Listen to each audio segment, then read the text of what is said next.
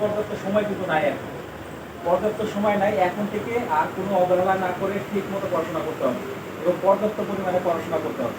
যদি আপনারা ঢাকা ইউনিভার্সিটি বা গুচ্ছ বা অন্যান্য বিশ্ববিদ্যালয়ে চান্স পেতে চান তাহলে